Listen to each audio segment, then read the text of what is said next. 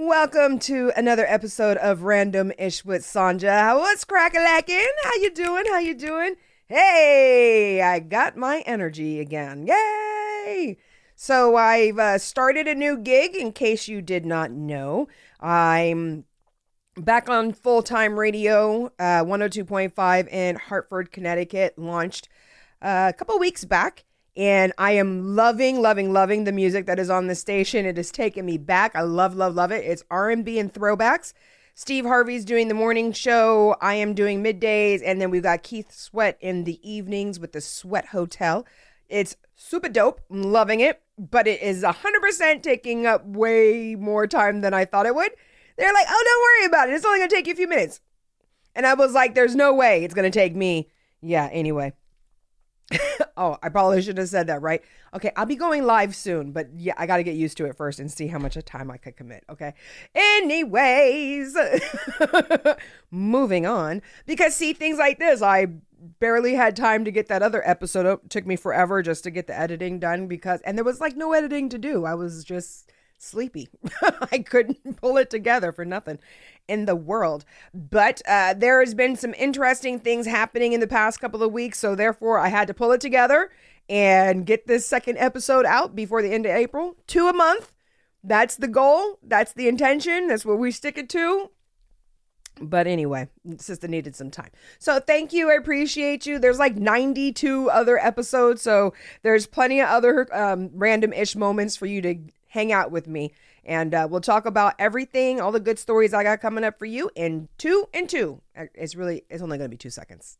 Okay, so I told you it was going to be 2 and 2. 2 quick little seconds. All right, so today I got for you a couple of interesting stories that I came across. The nerd in me. This information is literally going to change the world at some point in time. Maybe not right now, but it's going to.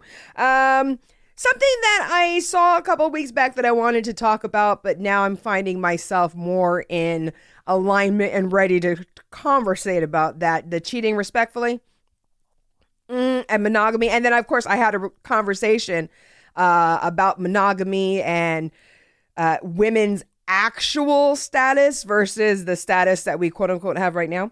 So I definitely want to talk about that and the random question. Okay, so let's get into it. Okay, so a story that I saw that was super cute. I am a fan of The Nanny. I have always loved that show. It's so funny. My daughter sent me a text message the other day of her watching The Nanny and saying how just every time she hears the theme song, she gets an instant serotonin boost and she's like, feels all comforted and at home. Well, apparently a real situation for The Nanny just happened. So how cute is that? It's another New Yorker. It's in Long Island. The New York Post just reported that. Like, gosh, shout that part out, right? The story is cute. So you have the divorced dad who's looking for the nanny. This chick comes to his house. He ends up hiring her and finds out, oh my God, she is not the domestic queen. Got to get rid of her. But instead of just firing her, he actually spoke to his daughter. She cried, no, don't get rid of her. I love her. Right? Just like the Maggie character on The Nanny. And they ended up keeping her on. 3 years later, unlike The Nanny, they got married. So I thought that was a really cute story. I will say this, though. She ain't dumb. For any other secretary or for anything else that he needs to be hired, she does the hiring. So yeah, she was like, we're not going to have a repeat of this one. We see how you get down. So it's a cute story, but at the same time, it is kind of like, yeah, girl, you better watch out there. You better hire everybody, and they all better be older and well, actually, let me not say that because I'm older too. And you can't even say that they need to be fuego or fugly. Is that not fuego, because fuego is hot. Super sorry. You can't even say that you're going to hire fugly people, because I done heard about fugly people, and fugly people be getting down. So, you know, this whole show is just going to be I'm just warning you now. the subjects that we'll be talking about today, the whole thing is just girl.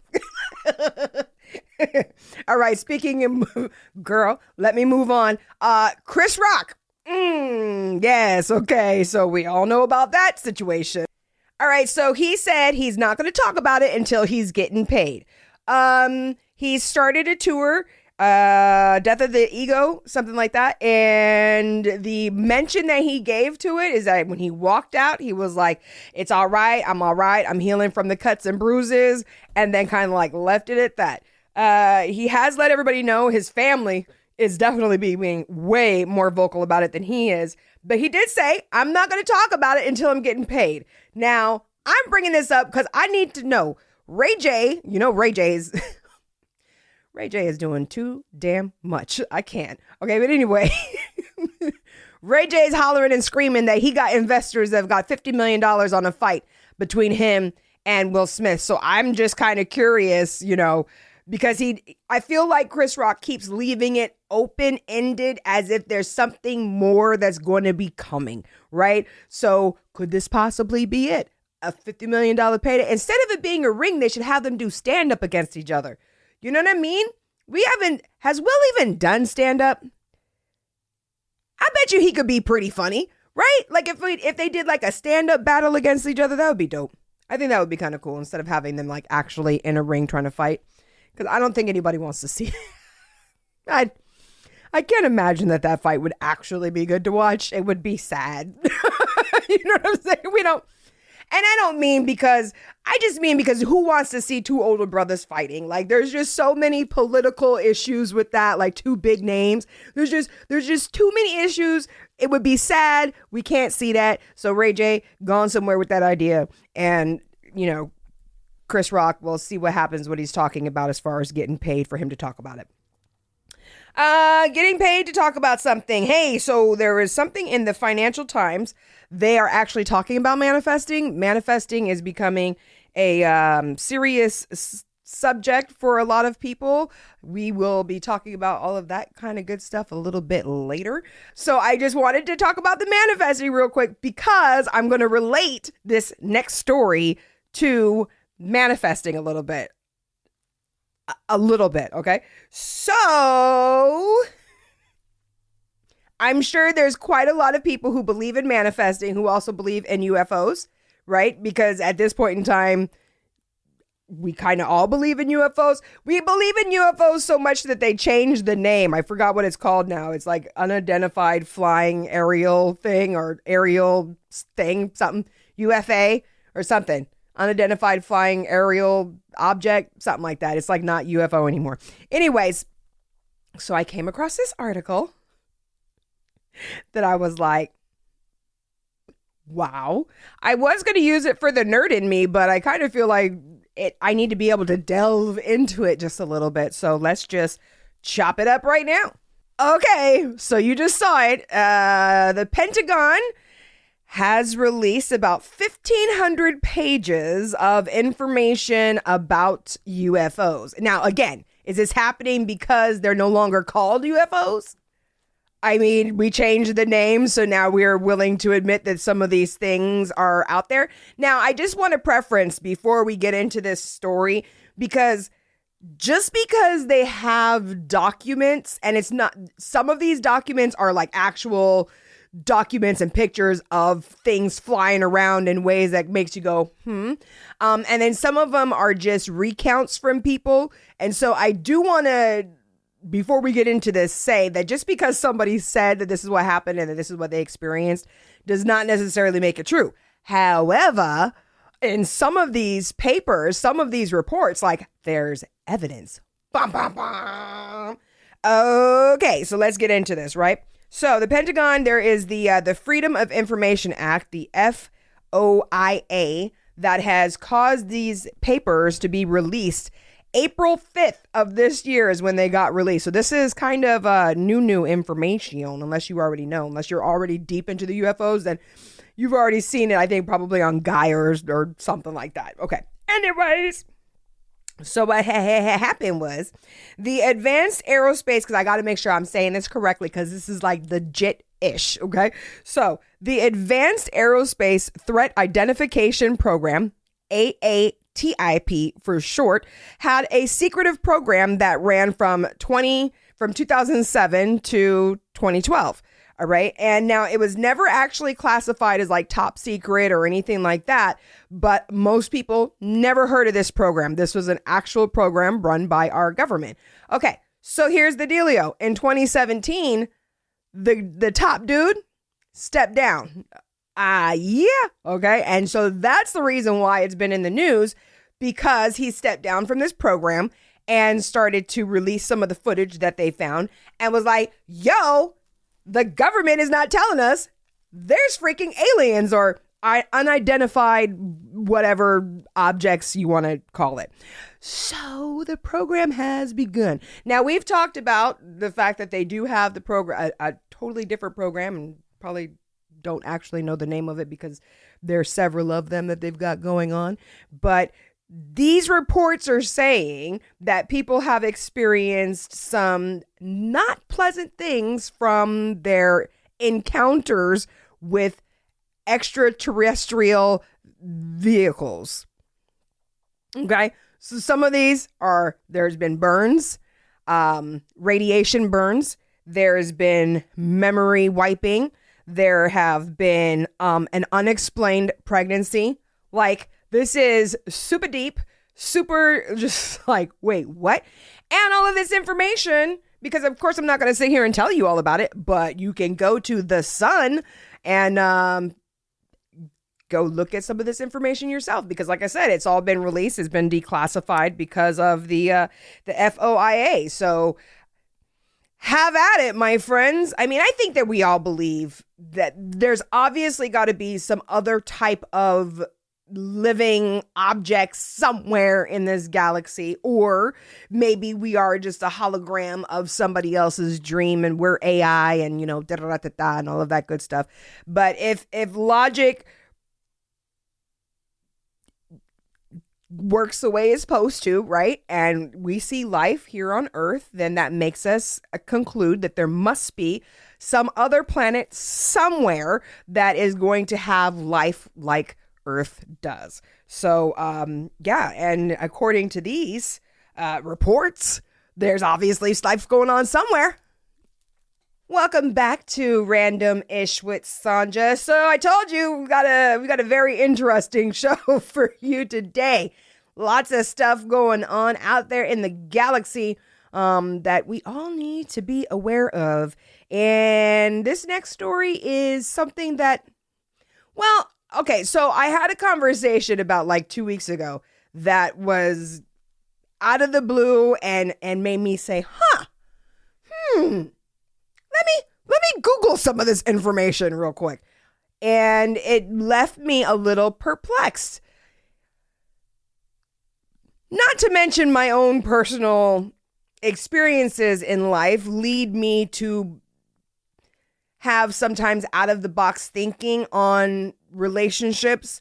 And I'm also very willing to admit that I have trauma. Some of it's healed, some of it's not. So some of the things I say might be exposing the fact that, bitch, you ain't healed yet. You know what I'm saying? So I am not saying that the discussion we're about to have is like 100% and that you should just listen to everything I say and that this is the way it is. Like I do want to say that before we get into it, okay? So this is what happened. We had a conversation about monogamy and how monogamy is something that was just brought upon us by way of exerting control and to turn love into a corporation. And I was kind of like, well, okay, I could kind of agree with some of that because I do think that people do. It is entering, first of all, we are already corporations when we're born into this piece.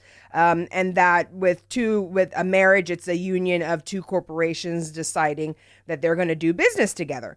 And I can kind of agree with that, right? Because like back in the day, it would be that, you know, what the guy, if he wanted to marry you, he like had to come bring your dad some cows and, you know, something to trade you.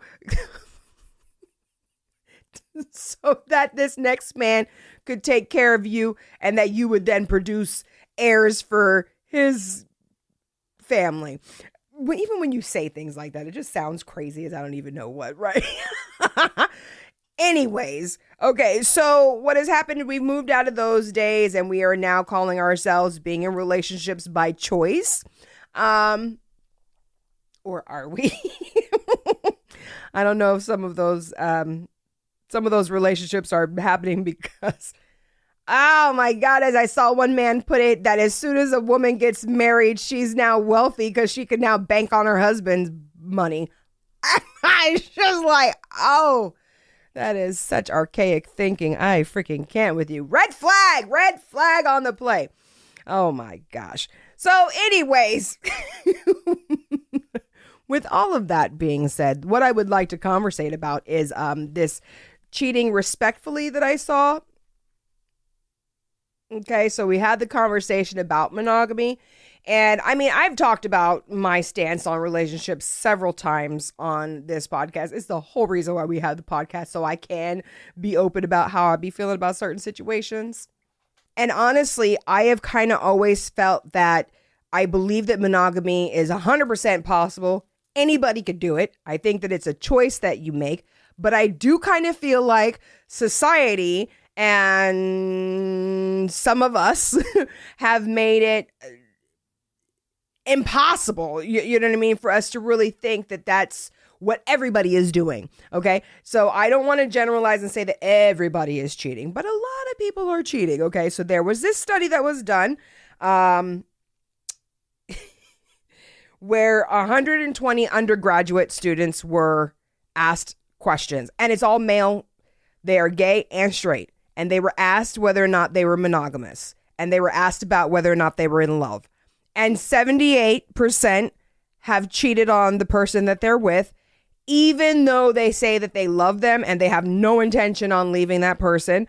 They have an emotional monogamous relationship with them, but that their body sometimes does other things. Now, one of the reasons why this subject intrigues me so much is because I DJ at a strip club, okay? And although I see nothing wrong with being an exotic dancer, I think it's an art form. I think it's beautiful. I think that men and women both can enjoy it. There's the what I think about it, and then like there's like the seedy truth. You know what I'm saying? Like it's great for those single guys who can't get none. It's great for, you know, guys in relationships who can't get none. And then there's some guys who think that that's what women are supposed to look like, that this is how women are supposed to act. And they are addicted to porn. They think that that's how sex is supposed to be. And they're like, you know, there's like a disconnect, you know? So for me, I'm always, maybe not always, but I sometimes wonder, you know, if being a female DJ at the club, and then especially if I like DJ'd a wedding the night before and then I'm at the club the next night, sometimes like I'm like, you know, well, I just hope that if they get married that he tells his woman that he goes to the strip club, right? You know what I'm saying? I think that most women would be just fine with that if you actually tell your woman that this is what you're doing. And I think that women now, especially because of the way that we've changed things, we have respect for one another and we expect you to spend some kind of money, but don't spend your whole damn paycheck. You know what I'm saying? Like, don't be like that guy that I reported last year who gave up all the money and then gave her a computer and then turned around and sued the stripper. Like, don't do shit like that. You know what I'm saying? But there's nothing wrong with going to the club. With that being said, that sometimes makes me wonder about the cheating and does your wife know she's there? Okay, so this is what happened. This is the other reason why. Let me tell you the truth. So this is another reason why I'm bringing this up because what was it? I think it was last week or week before, something like that. There was a gentleman who got a little too lit at the club and we weren't going to let him drive home. We wanted him to take a taxi. And he was so like, he was just adamant about that he could not leave his car at the club. And he was like, no, I'm fine. You know, there's the usual, no, I'm fine. I got this. No. This guy was like, no, I can't do that. I got to drive home. And so as we're all leaving and like he's getting stuffed on the steps, I'm telling them, I'm like, listen, he doesn't want his wife to be like, where the hell is your car at? Okay. That's what's going on. So that's the truth. Okay. So what happened is I asked last time I was there, I was like, oh, what happened to that guy? Did he take the taxi home or did he end up driving? And they were like, you already know what happened, Sandra. He waited around for like half an hour and he was super adamant. And he ended up driving his car home. He got a little bit more sober or whatever, and he ended up driving home. And I was just laughing my ass off about that because I was like, and I told him, I was like, listen, that is a man who has not been honest with his wife. He is not telling his wife that he's going to the strip club. He's probably like, stopping at an ATM type ish, you know what I'm saying, before he comes in. And I feel like now those type of relationships, that's gotta suck. That's gotta suck. Why you lying? You know what I mean? He's got to feel like he's lying and stuff, And so I think this is actually needs it needs its own freaking show, because I'm not saying that women are supposed to expect that your man is cheating. Oh, hell to the no. Like, no, that's not what I'm saying. I do think that cheating has become too much of the norm. I do think that more guys are doing stuff that probably their wives or girlfriends wouldn't approve of. But I also think that women's points of views are changing very drastically, and that there's a lot of things that we are no longer considering cheating, right? Because I know some women, if you look at another woman, you know what I'm saying? Well, now there's social media. So like, what the hell are you going to do about that? There's TNA everywhere. So looking ain't doing nothing. Touching the guys who have their face. Let me stop. Anyways, so I do kind of feel like it is up to us, and that's part of the conversation that I had that started this whole thing, is that number one, women are obviously smarter, obviously more social. We just have a deeper understanding with life. And so it seems kind of messed up that we have to take the brunt of this.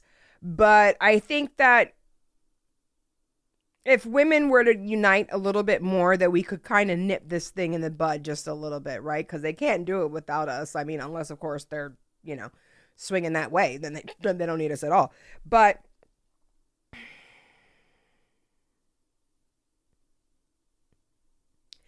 the interesting thing that the study pointed out is that men actually want to be in emotionally stable relationships, but that their bodies sometimes feel like that they need to do other things.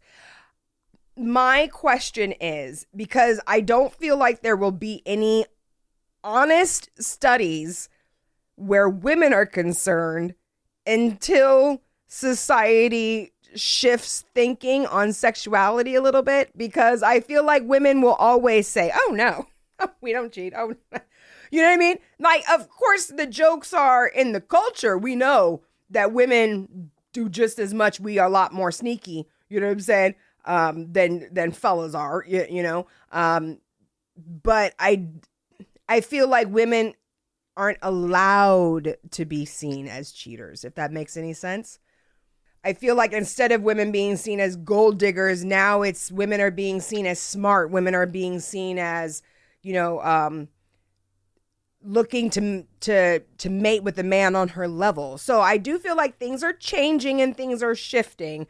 And the comment that I heard from a woman about cheating respectfully last year definitely got the balls turning in my head about whether or not relationships are going to go by the wayside or not.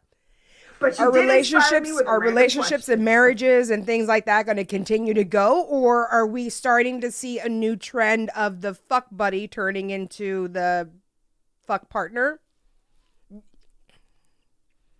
You know what I'm saying? Like, oh my goodness gracious me. Oh my. This conversation is super freaking deep.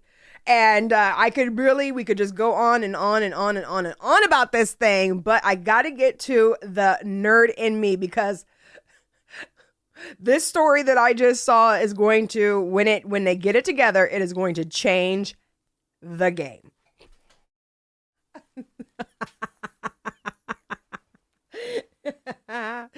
Hey, dun, dun, dun, dun, nerd in me. Okay, so this piece of information, bum, bum, bum. If this was a soap opera, there would be about 3 or 4 families fighting over this information.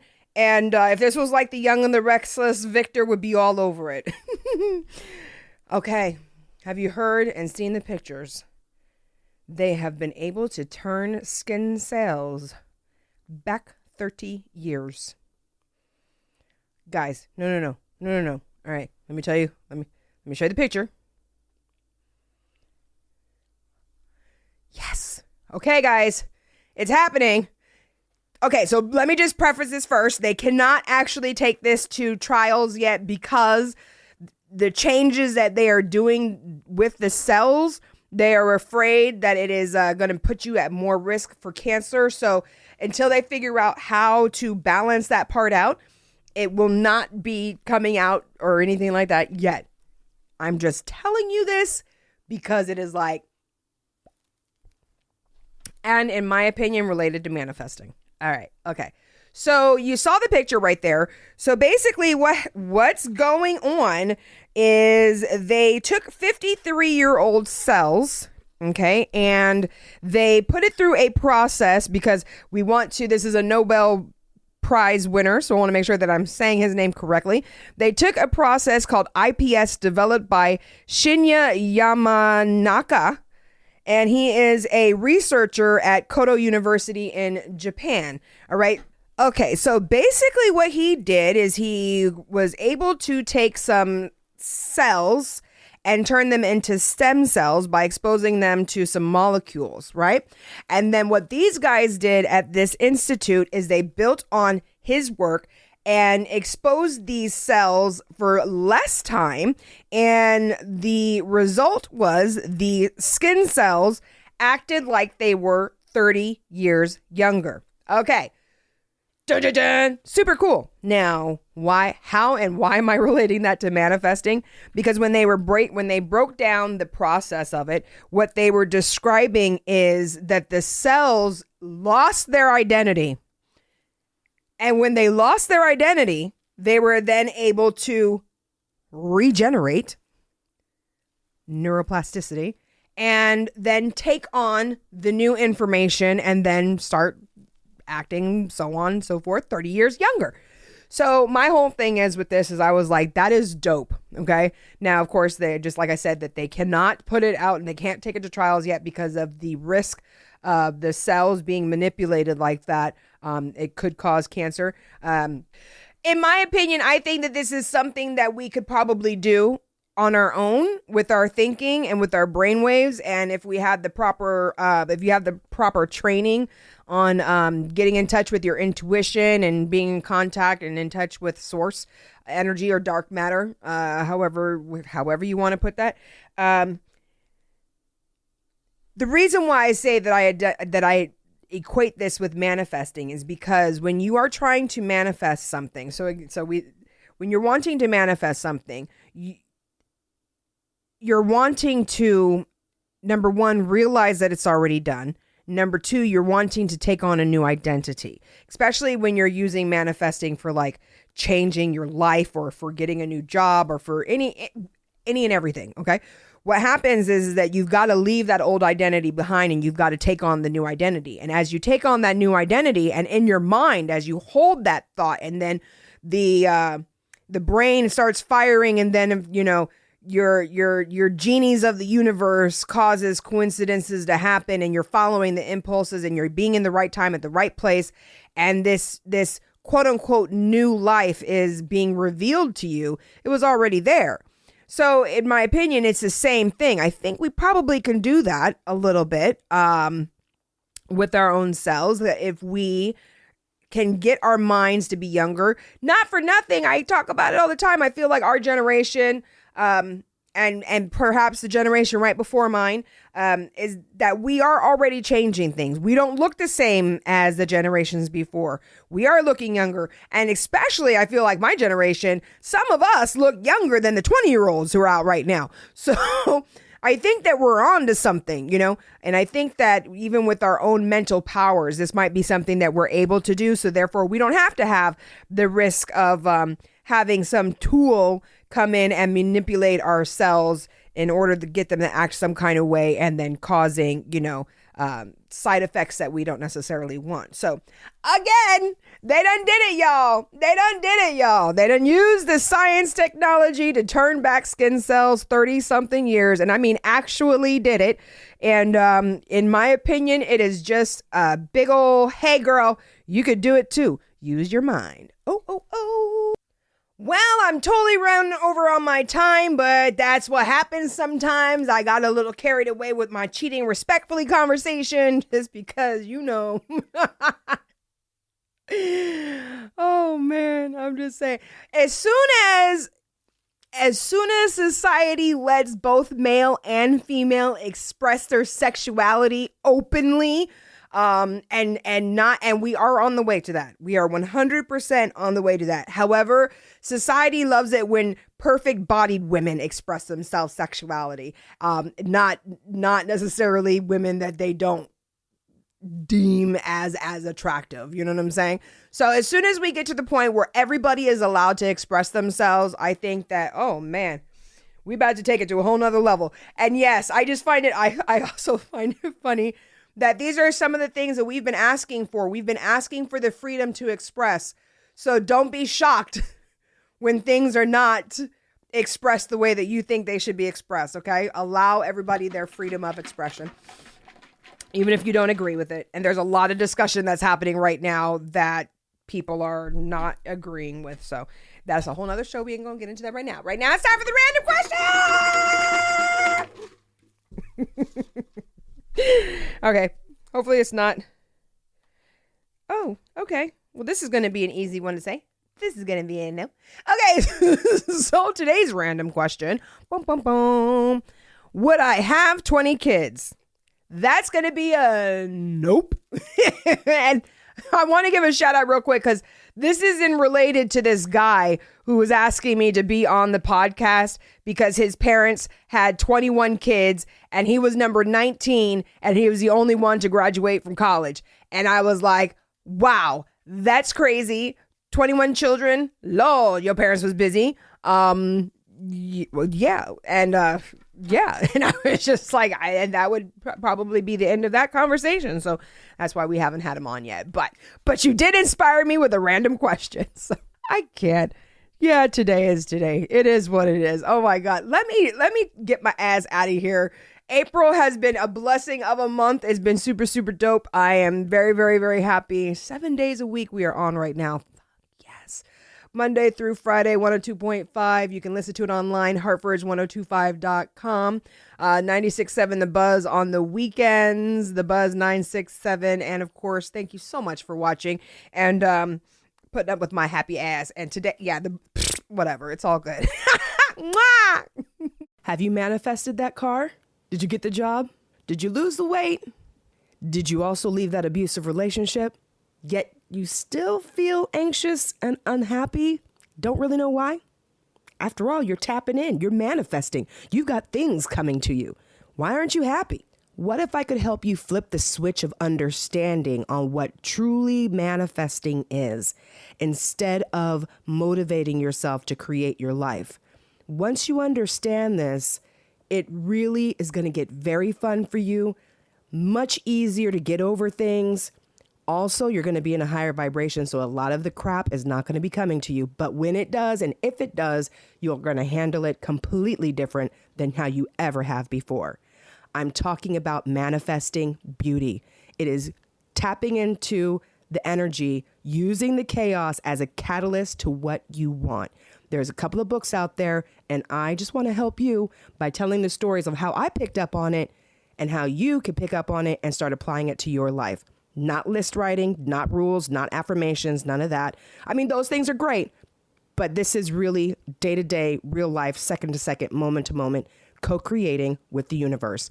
Manifest Beauty books, written by me, Sonja Denise, SonjaDenyse. Once you get a hold of this, I promise your life will be changed for the better forever.